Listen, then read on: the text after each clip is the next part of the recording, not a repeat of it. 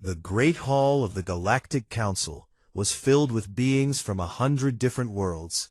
Light from 3 distant suns poured through crystal windows that stretched higher than any building on Earth. Floating platforms carried delegates from species that had ruled the stars for thousands of years. And in the smallest seat, at the very back of the chamber, sat Ambassador Kevin Price of Earth. He kept his face calm as the Zenthari representative spoke. Counselor Vethrak was a tall creature with gray skin and 4 arms. His voice carried across the chamber like thunder. "The humans request expanded trade routes," Vethrak said, and his thin mouth curved into something like a smile. "How amusing. Perhaps we should also give them permission to visit our zoos." Laughter filled the chamber. Dozens of alien voices joined together in mockery. Kevin sat still and said nothing. He had learned patience in his 12 years as Earth's ambassador. He had learned to swallow his pride and remember the mission. Earth had made first contact with the galaxy 30 years ago. A Korvan exploration ship had found human radio signals and followed them to the small blue planet on the edge of the Milky Way. The aliens had expected to find primitive creatures. Instead, they found cities, technology, and 6 billion people who looked up at the stars with hungry eyes. The Galactic Council had granted Earth provisional membership, but that membership came with chains. Humans were classified as a developing civilization. They could not vote on council matters. They could not travel beyond approved routes. They were watched, measured, and found lacking by species who had walked among the stars when humans still lived in caves. Kevin waited for the laughter to fade. Then he stood and spoke in a steady voice. "Earth simply wishes to trade fairly with our galactic neighbors. We have resources and goods that may interest other worlds." Vethrak waved one of his 4 hands in dismissal. "You have nothing we want, human. Your planet is small. Your technology is primitive. Be grateful we allow you to exist at all." More laughter. Kevin nodded politely and sat back down. His hands were steady, but inside his chest his heart burned with quiet anger. He thought of his daughter back on Earth. He thought of the billions of people who watched these sessions and saw their species treated like animals. But he also thought of the message he had received that morning from Admiral Karen Mitchell. The message had contained only 4 words. Phase 3 is complete. Kevin allowed himself a tiny smile that no alien eye could see. 8 billion kilometers away, Admiral Karen Mitchell stood in a room that did not officially exist. The facility was built deep inside the ice of Europa, hidden from every scanner and satellite that the Council used to watch humanity. Around her, screens displayed information that would have shocked the entire galaxy. "The quantum fold drive is ready for full deployment," said Dr. Nathan Cole. He was a thin man with tired eyes and messy hair. He had spent 15 years working on technology that the Council believed was impossible. "We can move a ship across the galaxy in seconds. No other species has anything close to this." Karen nodded slowly. She was 60 years old, with gray hair cut short and a face marked by decades of military service. She had been 25 when the aliens first arrived. She remembered the fear and wonder of those early days. She also remembered the moment when Earth's leaders made their decision. "Show me the fleet status," she said. Nathan touched a control panel. The main screen changed to show a map of the solar system. Hidden in the asteroid belt, marked by small blue dots, were 200 warships. Each one was more advanced than anything the Council had ever seen. Each one had been built in secret over 20 years of careful work. "All ships are combat ready," Nathan said. "Weapon systems, shields, and fold drives are fully operational." Karen studied the map for a long moment. "And the Council still believes we have nothing but chemical rockets and basic fusion drives?" "They believe exactly what we want them to believe. Nathan's voice carried a hint of satisfaction. Their observers see only what we show them. Old technology, slow progress, a species struggling to catch up. Karen walked to a window that looked out into the dark waters of Europa's ocean. Strange fish swam past, glowing with soft light. She had spent most of her life building toward this moment. Every insult, every mockery, every dismissive laugh from alien delegates had only made her more determined. "We could end their arrogance tomorrow," she said quietly. "We could show them what we really are." Nathan came to stand beside her. "But we won't. Not yet. The plan requires patience." "I know." Karen turned away from the window. "We watch, we learn, we prepare, and when the time comes, we will be ready." On the other side of the solar system, Captain Daniel Hayes guided his patrol ship through the darkness between Mars and Jupiter. He was 42 years old, with broad shoulders and a calm face that rarely showed emotion. His crew respected him because he never asked them to do anything he would not do himself. His ship was called the Wanderer, and officially it was just a simple patrol vessel watching for asteroids. But Daniel knew the truth. Every patrol was a training mission. Every crew member was being prepared for something bigger. His communications officer, Lieutenant Maya Torres, looked up from her station. "Captain, we have a coded message from Earth Defense Command." Daniel walked to her station and read the message on her private screen. His expression did not change, but Maya noticed his hands tighten slightly on the edge of her console. "New orders?" she asked. "Not yet," Daniel said. "But soon. They want me back on Earth for a special assignment." He looked out at the stars through the viewport. Somewhere out there, alien empires laughed at his species and planned to keep humanity trapped in their tiny corner of space forever. Daniel had never been a patient man, but he had learned patience from Admiral Mitchell. He had learned that sometimes the best weapon was silence. Let your enemies think you are weak. Let them grow confident and careless. And when they finally push too far, show them the truth. "Set a course for Earth," he told Maya. "Best speed." "Yes, sir." Maya entered the commands, and the Wanderer turned toward home. Daniel stood at the viewport and watched the stars slide past. 30 years of silence, 30 years of insults and mockery. He wondered how much longer Earth would have to wait. He did not know that the answer would come very soon, and when it came, the galaxy would never be the same. The Centennial Summit of the Galactic Council was the biggest event in 100 years. Every major species sent their highest leaders to Arvith Prime, the ancient world that served as the capital of galactic civilization. Ships from 1,000 worlds filled the space around the planet, their lights creating a second sky of moving stars. Ambassador Kevin Price arrived on a small transport that looked old and worn compared to the gleaming vessels around it. This was intentional. Everything about humanity's public image was carefully designed to make them seem weak and unimportant. Kevin walked through halls of polished stone that were older than human civilization.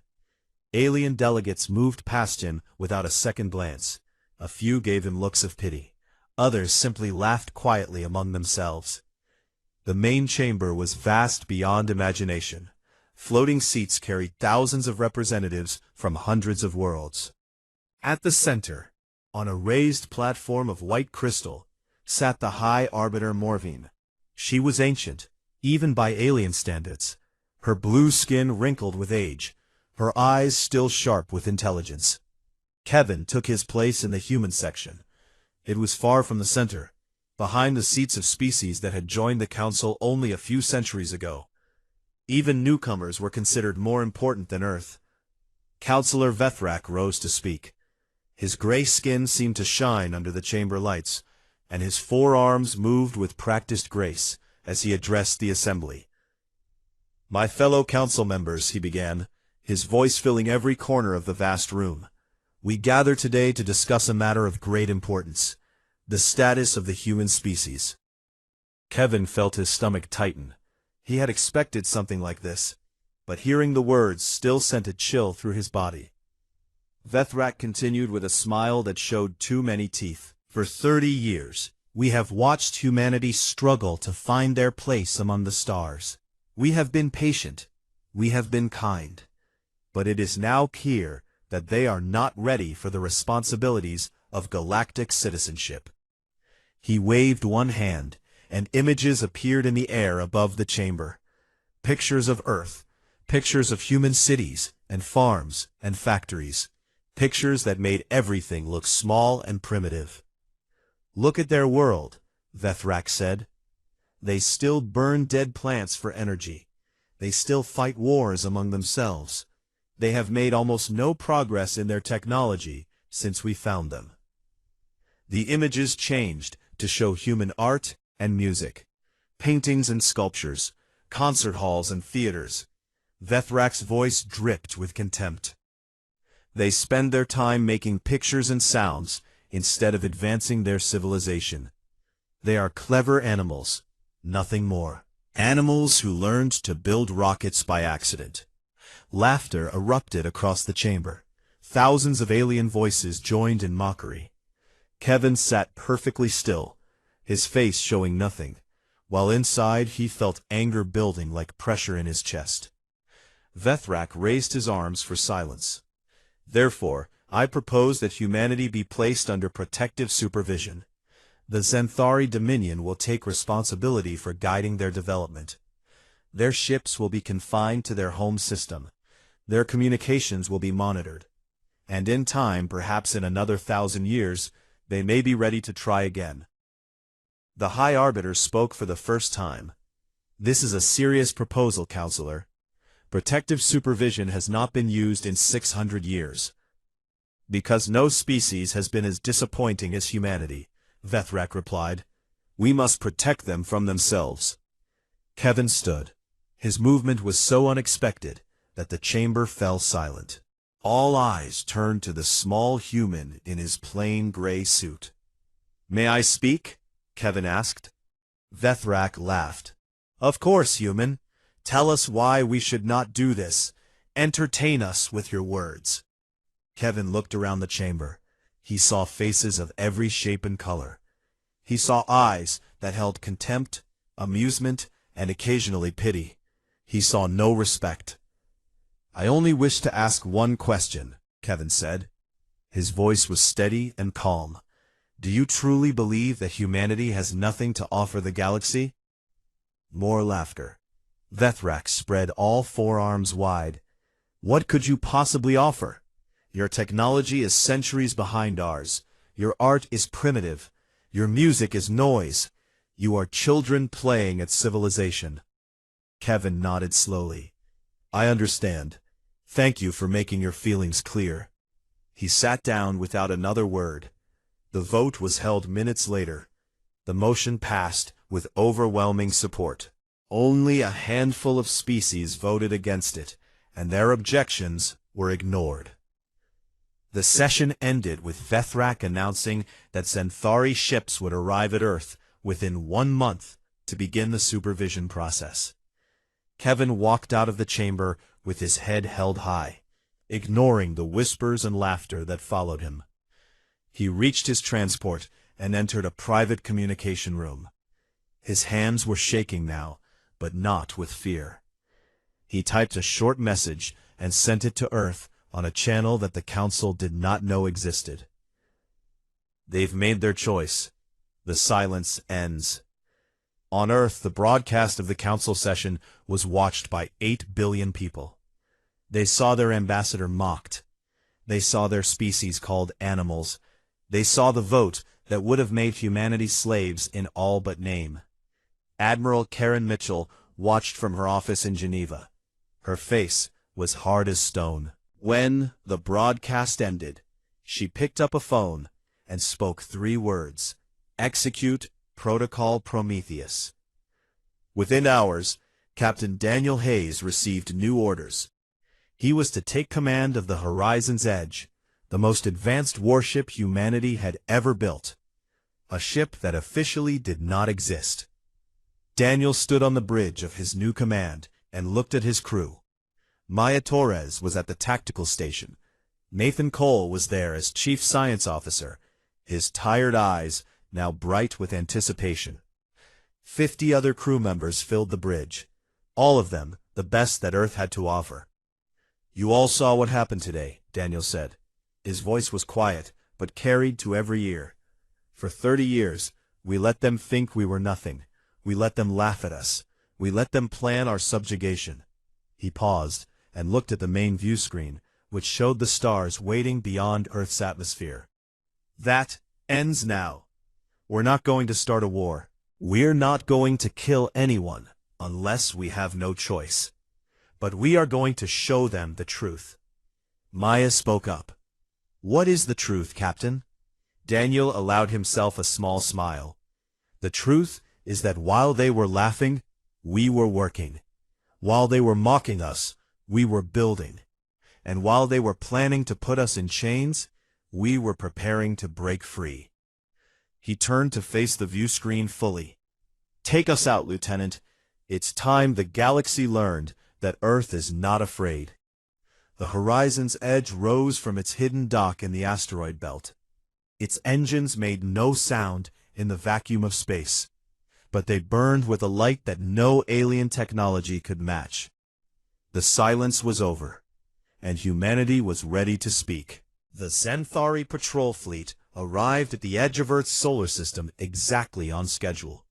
12 warships, each one massive and bristling with weapons that could destroy cities. Commander Threll stood on the bridge of the lead vessel and looked at the tiny blue dot in the distance. "Begin broadcast," he ordered. His gray skin was darker than Counselor Vethrak's, marked with the scars of many battles. He had conquered 3 worlds in his career. This mission would be the easiest of his life. "Attention, human vessels," his voice boomed across every frequency. "This is Commander Threll of the Xanthari Dominion. By order of the Galactic Council, you are now under protective supervision. All ships will power down their engines and prepare for inspection. Any resistance will be met with force." He waited for a response. The humans would probably beg. They always did, the weak species. They would plead for mercy and promise to cooperate. It would be pathetic and satisfying. But the response that came was not what he expected. The space in front of his fleet rippled like water. Reality itself seemed to bend and fold. And then, from nowhere, a ship appeared. It was beautiful in a way that made Threll's breath catch in his throat. The hull was smooth and dark, shaped like a blade cutting through the void. It was smaller than his warships, but something about it felt dangerous, wrong, impossible. "What is that?" he demanded. "Where did it come from? Why didn't our sensors detect it?" His officers scrambled to answer.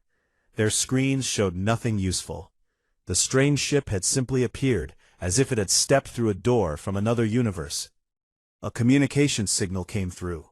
Threll accepted it, his 4 hands gripping his command chair tightly. A human face appeared on his view screen, a man with calm eyes and a steady voice. He wore a uniform that Threll had never seen before, dark blue with silver markings. "Commander Threll," the human said, "I am Captain Daniel Hayes of the Earth vessel Horizon's Edge. You are approaching sovereign human space. I strongly suggest you turn around." Threll laughed, though the sound was forced. "You suggest? One little ship suggests that I turn around 12 warships? Human, your arrogance is amusing." "It's not arrogance," Daniel replied. "It's a statement of fact. Your ships cannot match our technology. Your weapons cannot penetrate our shields. And your sensors cannot even track our movements properly. This is not a threat. This is information you need to make a wise decision." Threll felt anger rising in his chest. "You dare speak to me this way? I have destroyed fleets larger than your entire species could build. Your tiny planet will burn for this insult."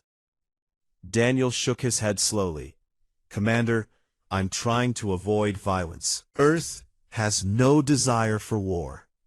But we will not accept supervision or subjugation. We are not the weak species you believe us to be. We never were. Lies! Thrall slammed one fist against his chair. All our observations show that human technology is primitive.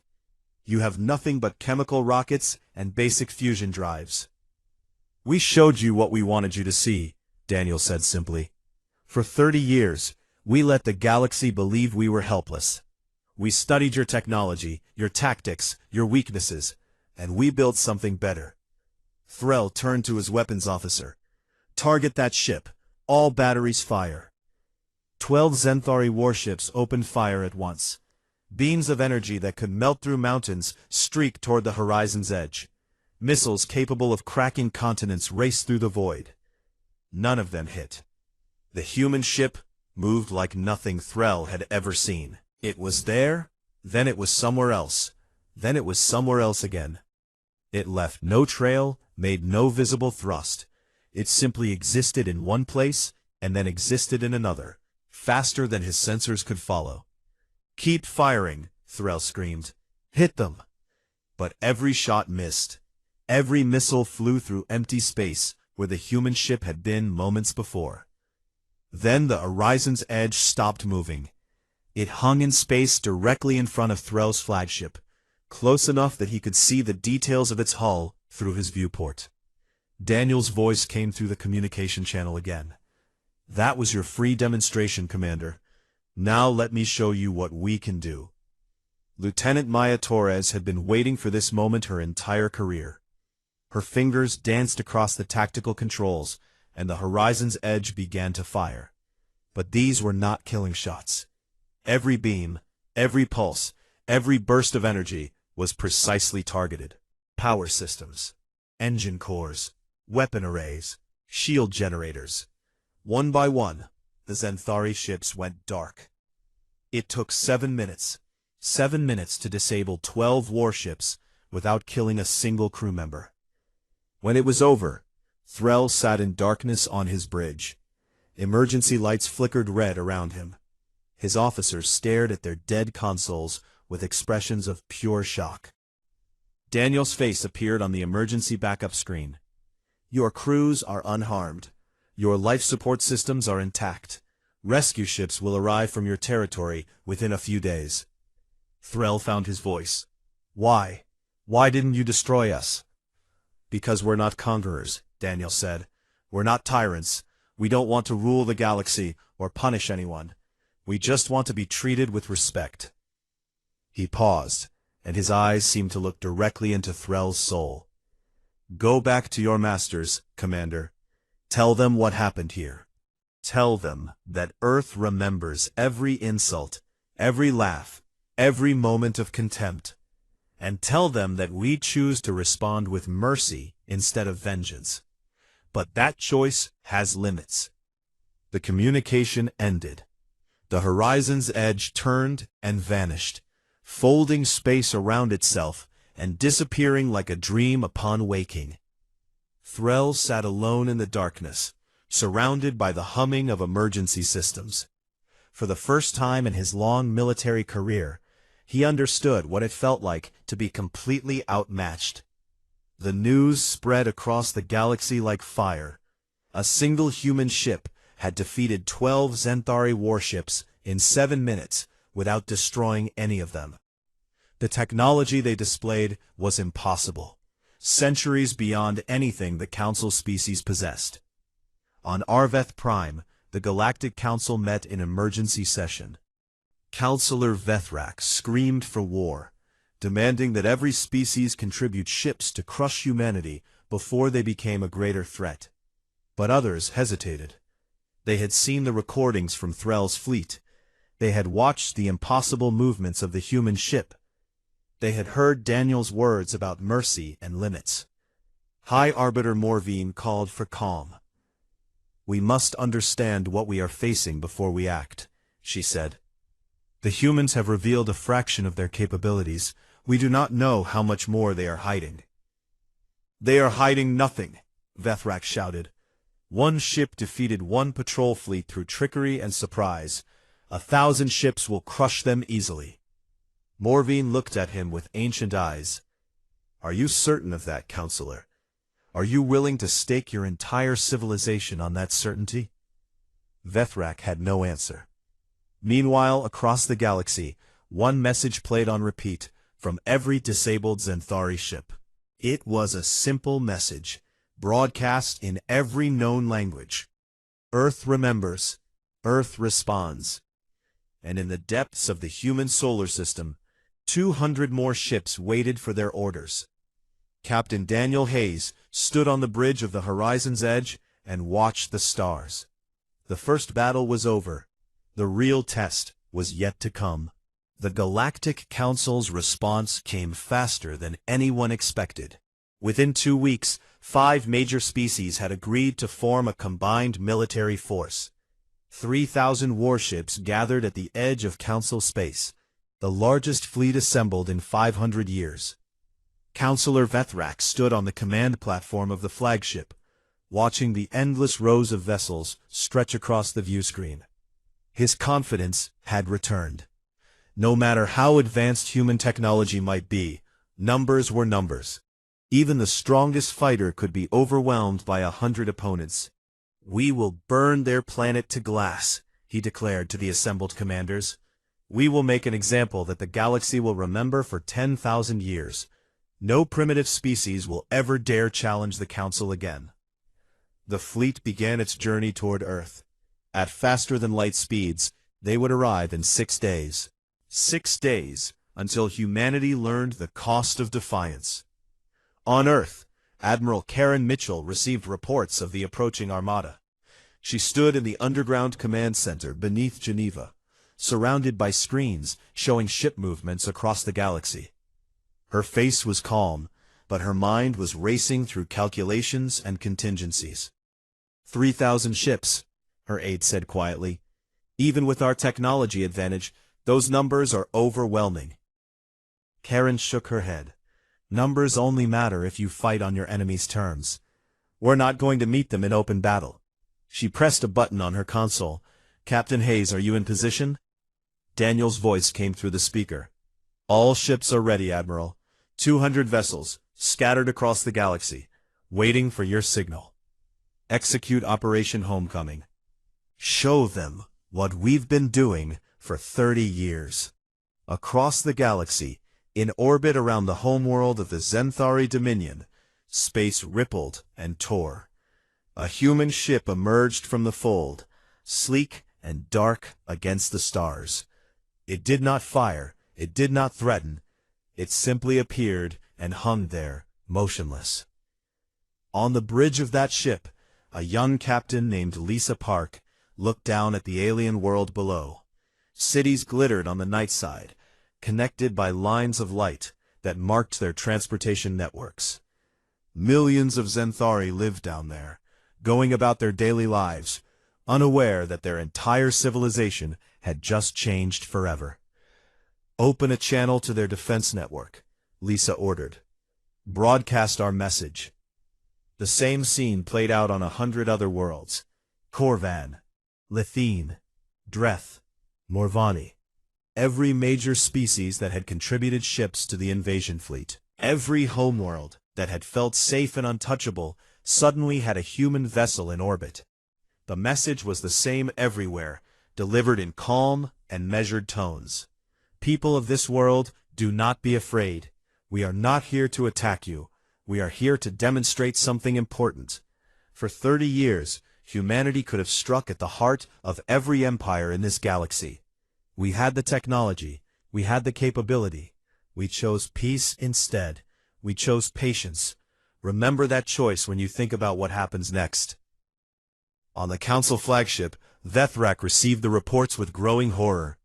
His own homeworld, his family's estate. There was a human ship hovering above them right now, and his entire defense fleet was light years away, flying toward Earth. Turn the fleet around, he screamed. We must protect our worlds. But other commanders hesitated. If they turned back now, they would be admitting defeat without firing a single shot. And if the humans were telling the truth, if they really had possessed this capability for 30 years, then there was no defense possible anyway.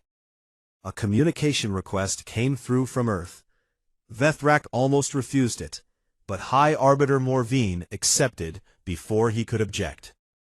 Admiral Karen Mitchell's face appeared on every screen in the fleet. "Leaders of the Galactic Council," she said, "I am Admiral Karen Mitchell of Earth's United Defense Command. Before you continue toward our solar system, I want you to understand something clearly." She paused, letting the silence stretch. 30 years ago, when your ships first found us, we knew immediately that we were outmatched. Your technology was superior. Your numbers were overwhelming. If you had chosen to conquer us, we could not have stopped you. Karen's eyes swept across the screen, as if she could see every commander watching. So we made a decision. We would hide our true progress. We would let you think we were primitive and harmless. And we would watch. We learned everything about your technology, your governments, your military tactics. We studied your weaknesses and planned for every scenario. Not because we wanted to conquer you, because we wanted to survive. She gestured, and the screen split to show images of human ships orbiting alien homeworlds.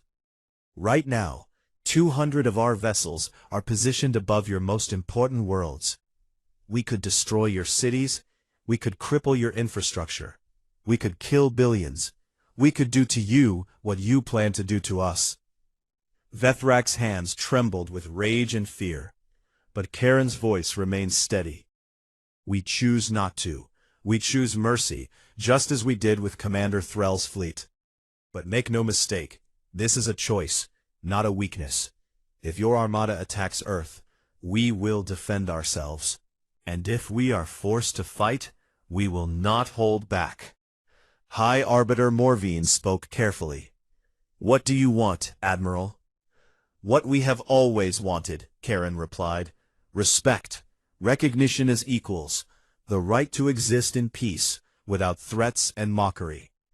We never asked to be your masters. We only asked not to be treated as your slaves. The communication ended, leaving 3,000 warships floating in space, suddenly uncertain of their purpose. On the Korvan homeworld, Admiral Shen looked up at the sky where he knew a human ship was watching. His daughter stood beside him, her eyes wide with fear. "Father, will they attack us?" Shen thought about the words of the human admiral, about 30 years of hidden power, about a species that could have struck first but chose to wait, about the difference between mercy and weakness. "No," he said finally, "I don't think they will, but I think they could, and that changes everything." He turned to enter his headquarters. There were calls to make, votes to change, a galaxy to rethink. In the Fleet Command Center, Vethrak was still demanding war, but fewer commanders were listening. One by one, they began sending messages to their governments. The Korvan contingent was the first to formally withdraw from the invasion force. The Morvani followed, then the Dreth. Within hours, a mighty armada had shrunk to less than 1,000 ships, all of them Zenthari. Vethrak stood alone on his bridge, watching his alliance crumble. High Arbiter Morvine appeared on his screen. "It is over, Counselor. The humans have outmaneuvered us without firing a shot. Accept it." "Never," Vethrak hissed. "I will destroy them myself if I must." But even as he spoke, he knew it was an empty threat. His homeworld was vulnerable. And somewhere in the darkness of space, Captain Daniel Hayes and the Horizon's Edge were waiting to see what he would do next. Vethrak gave the order to turn back. There was no triumph in it, no satisfaction, only the bitter taste of defeat by an enemy he had never truly understood. On Earth, billions of people watched their screens and wept with relief and joy. The invasion was over before it began. The galaxy had blinked first. Admiral Karen Mitchell allowed herself a moment of quiet satisfaction. Then she turned to her aide and said, Get me Ambassador Price. It's time to negotiate from strength. 6 months had passed since the day the galaxy changed. The Great Hall of the Galactic Council looked the same as it always had, with its crystal windows and floating platforms and delegates from 100 worlds. But everything was different now. Ambassador Kevin Price walked through the entrance and felt the shift in the air around him. Alien delegates who once ignored him now nodded in acknowledgement. Species that had laughed at humanity now watched him with careful respect. The whispers that followed him were no longer mocking. They were cautious, curious, sometimes afraid. He took his seat, but not in the distant corner where humans had been placed for 30 years. His new position was near the center of the chamber, among the representatives of the oldest and most powerful civilizations. High Arbiter Morvine called the session to order. Her ancient face showed the weariness of the past 6 months. The negotiations had been long and difficult. Many species had demanded punishment for humanity's deception. Others had argued for immediate alliance with Earth, hoping to gain access to their technology. The debates had lasted for weeks, but today the debates were over. We gather to formalize the new relationship between the Galactic Council and Earth, Morvine announced. The treaty has been approved by all member species. Ambassador Price, please rise. Kevin stood. He thought about everything that had led to this moment, the years of insults he had endured in silence, the mockery of his species, the vote that would have made humanity slaves, and then the revelation that changed everything. He thought about Admiral Karen Mitchell, who had spent decades preparing for a war she hoped would never come. He thought about Dr. Nathan Cole, whose brilliant mind had created technology that surpassed the galaxy's understanding. He thought about Captain Daniel Hayes and the crew of the Horizon's Edge, who had shown strength through restraint. And he thought about the billions of humans on Earth who had watched their species rise from ridicule to respect. Ambassador Price, Morvine said, on behalf of the Galactic Council, I extend formal recognition of Earth as a full member with complete voting rights. The Protective Supervision Decree is permanently rescinded. All restrictions on human travel and trade are lifted. Earth will be treated as an equal to any civilization in this council. Kevin bowed his head slightly. The people of Earth accept this recognition with gratitude. We look forward to a future of cooperation and mutual growth. He paused, choosing his next words carefully. But we also wish to make something clear.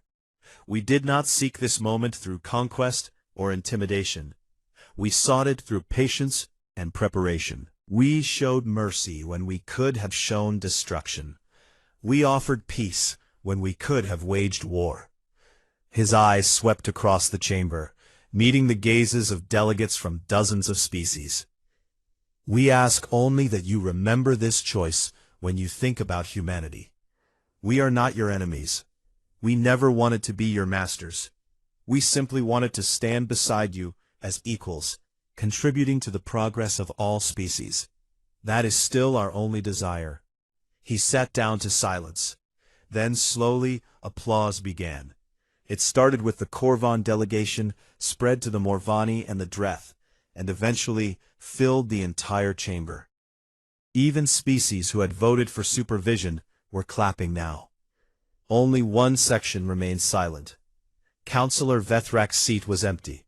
He had been removed from his position 3 months ago, disgraced and blamed for the crisis his arrogance had created. He had retreated to his family estate and refused all visitors. After the session, Kevin met with High Arbiter Morvine in her private chambers.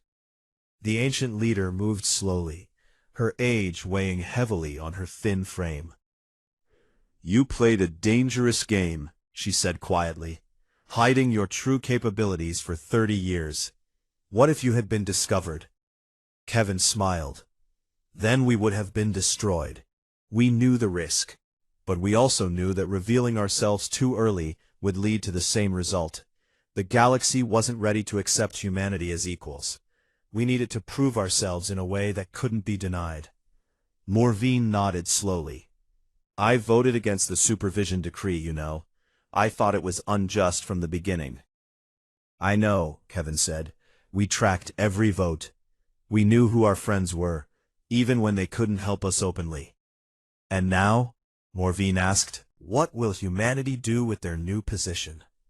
Kevin looked out the window at the endless city that covered Arveth Prime. Millions of aliens lived down there, going about their lives under a sky that now included human ships. We'll do what we've always done, he said.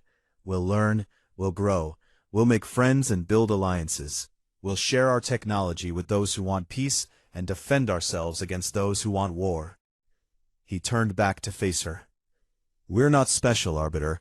We're not chosen or superior. We're just a species that learned to survive against difficult odds. Every civilization in this council has faced similar challenges. The only difference is that we faced ours recently enough to remember the lessons. On Earth, the celebrations had finally begun to quiet. The parades and festivals had lasted for weeks, but normal life was returning. People went back to work. Children went back to school. The world kept turning, as it always had. Admiral Karen Mitchell stood on a balcony overlooking the city of Geneva. The mountains in the distance were capped with snow, and the lakes sparkled under the afternoon sun. She had spent so many years preparing for war. Now she had to learn how to prepare for peace. Dr. Nathan Cole joined her on the balcony. His hair was still messy, his eyes still tired, but there was a lightness to him that she had never seen before. The Corvan Science Council has requested a technology exchange, he said. They want to understand quantum fold theory. In return, they're offering access to their medical advances. Karen nodded. And the others? Similar requests from the Morvani and the Dreth. Even some of the smaller species are reaching out. Everyone wants to be friends with Earth now. Of course they do. Karen's voice held no bitterness, only acceptance. Power attracts friendship. It always has. Is that so bad? Nathan asked. Karen thought about it for a moment. No. It's how the galaxy works.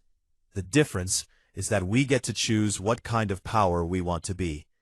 We can be conquerors, building an empire on fear. Or we can be partners, building alliances on mutual benefit. She turned to face him. I know which one I prefer. Far above Earth, the horizon's edge orbited in the darkness. Captain Daniel Hayes stood at the observation viewport, watching the blue and green planet turn slowly below. Lieutenant Maya Torres joined him, holding 2 cups of coffee. The crew is asking what comes next, she said, handing him a cup, now that the crisis is over. Daniel took the coffee and wrapped his hands around its warmth. The crisis is over, but our work isn't. There's a whole galaxy out there, Maya. Threats we haven't seen yet. Opportunities we haven't discovered. We spent 30 years hiding. Now we get to explore. Maya smiled.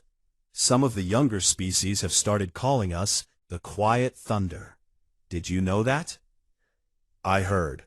Daniel allowed himself a small smile. I suppose it fits. We were quiet for a long time. And when we finally spoke, the galaxy heard us. He looked back at Earth, at the home he had spent his life protecting. 8 billion people down there, living their lives under a sky that was finally safe. They might not know his name, or the names of his crew. They might never understand the decades of sacrifice and preparation that had led to this moment. But that was okay. Daniel hadn't done it for recognition. He had done it because it was right. Because humanity deserved better than mockery and chains. Because sometimes the best way to prove your worth was to wait until the perfect moment, and then act with overwhelming precision. The galaxy had laughed at humanity. They had called humans primitive, childish, unworthy of respect. They had voted to cage Earth and treat its people like animals. They weren't laughing anymore. In the end, that was enough. Daniel finished his coffee and turned back to his bridge. There were stars to visit and mysteries to uncover. The silence was over. It was time to see what humanity could really do.